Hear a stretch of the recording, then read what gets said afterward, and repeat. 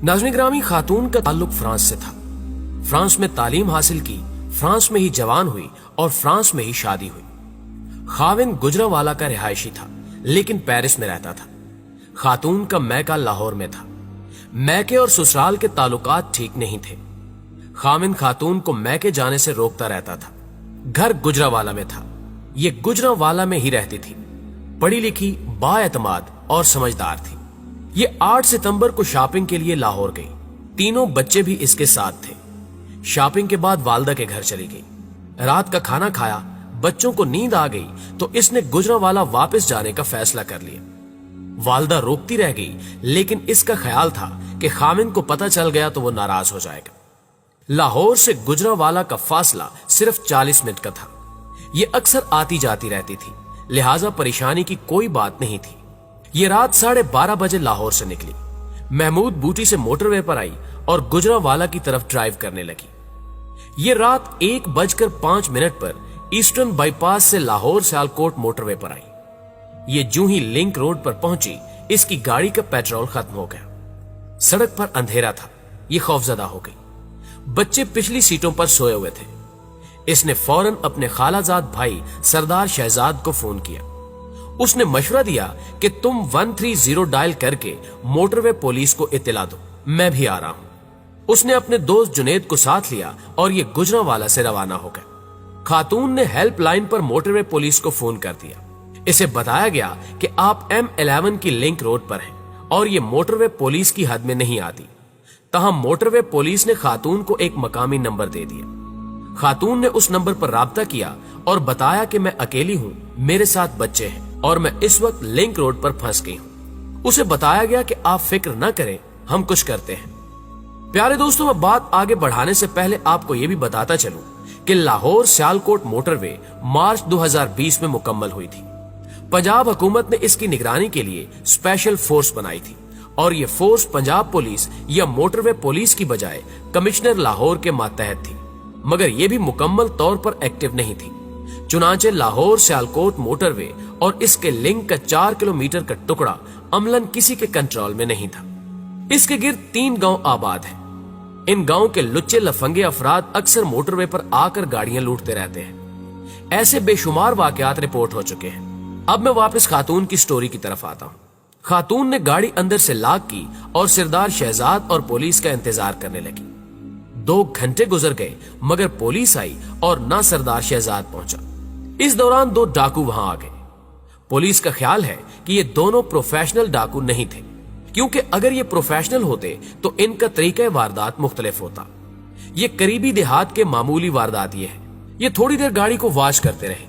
जब 2 घंटे तक कोई शख्स गाड़ी के करीब नहीं आया तो फिर इन्होंने इसे लूटने का फैसला कर लिया।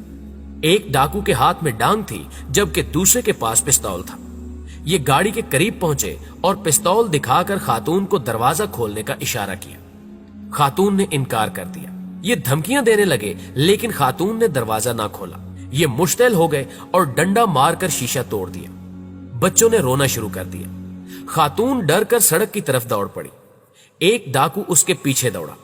इस दौरान वहां से एक गाड़ी गुजरी। गाड़ी के ड्राइवर ने खातून को देख लिया, मगर उसकी स्पीड ज्यादा थी। तहम गाड़ी में सवार खालिद मसूद के ज़हन में खटका आया और उसने 15 पर पुलिस को इत्तला दे दी। इस दौरान दूसरे डाकू ने खातून का 2 साल का बच्चा उठाया और उसे लेकर जंगल की तरफ दौड़ पड़ा। खातून बच्चे को बचाने के लिए गाड़ी की तरफ वापस आ गई। दूसरे डाकू ने उसके दूसरे बच्चे भी गाड़ी से बाहर निकाल लिए। मां बच्चों को बचाने के लिए उनके साथ उलझ पड़ी। वो बार बार बच्चों को कलमा पढ़ने और अल्लाह से मदद मांगने की तलकीन भी कर रही थी। बच्चे चीख रहे थे। खातून डाकुओं की मिन्नतें भी कर रही थी, लेकिन दुनिया में इंसान से बड़ा दरिंदा कोई नहीं होता। ये जब जानवर बनता है तो ये जानवरों को भी शर्मिंदा कर देता है। ये भी दरिंदे थे। ये चारों को धकेलकर सड़क से नीचे खाई में ले गए। आगे जंगल था। एक डाकू ने तीनों बच्चों को साइड पर फेंका और उनके सर पर पिस्तौल रख दिया।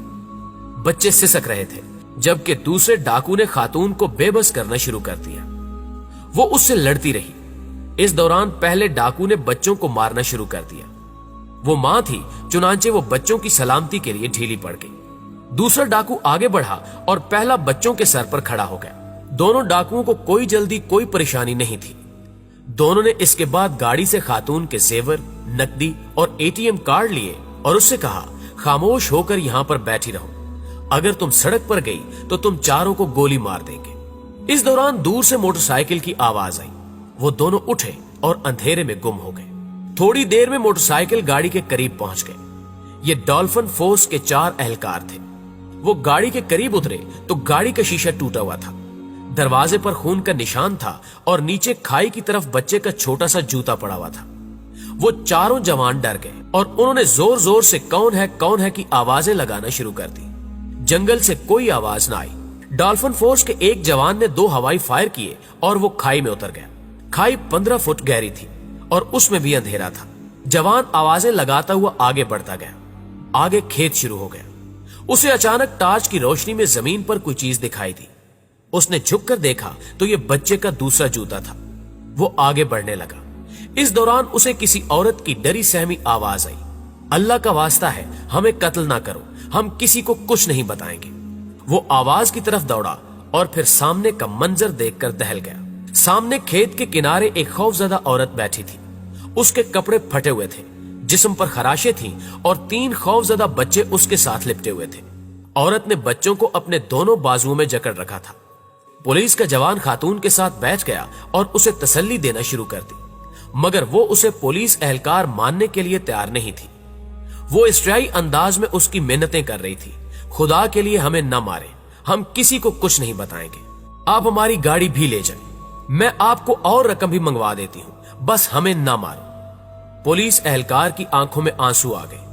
उसने उससे कहा, बहन आप परेशान ना हो, मैं वाकई पुलिस एहलकार हूं। लेकिन वो उसे पुलिस एहलकार मानने के लिए तैयार नहीं थी। इस दौरान दूसरे एहलकार भी आ गए। बच्चे उन्हें देखकर मजीद सहम गए और उन्होंने मां को जकड़ लिया। मां उन्हें बार बार कह रही थी कि तुम आंखें बंद कर लो और कलमा पढ़ो। वो खुद भी कलमा पढ़ रही थी, लेकिन बच्चों की जुबानें गुंग थी और आंखें बंद होना भूल चुकी थी। वो पथराई हुई आंखों से पुलिस एहलकारों और टार्च की लाइट की तरफ देख रहे थे। पुलिस एहलकारों ने वायरलेस पर कंट्रोल ऑफिस को इत्तला दे दी। पुलिस मुतहरिक हो गई। खातून एसएचओ को भी बुला लिया गया। आधे घंटे में पुलिस पहुंच गई। खातून एसएचओ ने खातून को तसल्ली दी, उसके जिस्म पर चादर डाली और ये उसे और उसके बच्चों को लेकर सड़क पर पहुंच गई। इस दौरान खातून का कजन सरदार शहजाद भी पहुंच गया। खातून मेडिकल के लिए तैयार नहीं थी। पुलिस ने उसे बड़ी मुश्किल से रजामंद किया। ये उसे बच्चों समेत अस्पताल लेकर गई। मेडिकल टेस्ट कराए, नमूने लिए और उन्हें घर वालों के हवाले कर दिया। ये लोग घर पहुंच गए, लेकिन आज छठे दिन भी बच्चे फटी हुई आंखों से दरो दीवार को देखते हैं। ये हर अजनबी शख्स को देखकर कांपने लगते हैं और चीख चीख कर कहते हैं कि अंकल हमारी मामा को मत मारे, प्लीज इन्हें छोड़ दें। ये बच्चे अलमिया हैं, लेकिन इनसे बड़ा अलमिया खातून है। ये सारा दिन बाथरूम में गुजार देती है। ये अब तक अपने जिस्म पर हजारों टन पानी बहा चुकी है, लेकिन इसके जिस्म से इस निजाम, इस मुआशरे की घिन नहीं उतर रही। ये खुद को पाक नहीं समझ रही और ये औरत उस वक्त तक पाक नहीं हो सकेगी जब तक हम लोग इस मुल्क को मुल्क और इस मुआशरे को मुआशरा कहते रहेंगे। मैं उमर शेख की बात से इत्तेफाक करता हूँ। असल जिम्मेदार ये औरत है, क्योंकि ये हमें इंसान और कब्र फरोशों की इस बस्ती को मुआशरा समझ बैठी थी। ये बड़ी बेवकूफ थी। ये समझ रही थी कि इस्लामी जमहूरिया पाकिस्तान में भी इंसान बसते हैं और ये इंसान औरतों को औरत नहीं, माँ, बहन और बेटी समझते हैं। ये समझ रही थी कि इस मुल्क में लॉ भी है और आर्डर भी। चुनांचे ये उठी, बच्चों को लिया और रात के वक्त लाहौर से गुजरांवाला रवाना हो गई। और ये भूल गई कि ये रियासत बेशक रियासत मदीना है, लेकिन इसमें हजरत उमर फारूक रजी अल्लाह ताला अन्हो नहीं है। यहाँ औरत तो औरत, बच्चे भी महफूज नहीं है। ये औरत कितनी बेवकूफ थी कि ये दरिंदों के इस गार को मुआशरा समझ बैठी थी। नाज़रीन ग्रामी, आज की वीडियो में बस इतना ही। मुझे पूरी उम्मीद है कि आज की इस वीडियो ने आपको भी अंदर से हिला दिया होगा। अगर वाकई ऐसा है तो वीडियो को लाइक कीजिए और इसे अपने तमाम दोस्तों के साथ शेयर कीजिए। शायद इस तरह हमारी ये आवाज हुकामे बाला तक पहुंच सके और वो इस सिस्टम में कोई जान पैदा कर सके। जल्दी हाजिर होते हैं एक और मालूमाती वीडियो के साथ। तब तक अपना ढेर सारा ख्याल रखिएगा। अल्लाह निगहबान।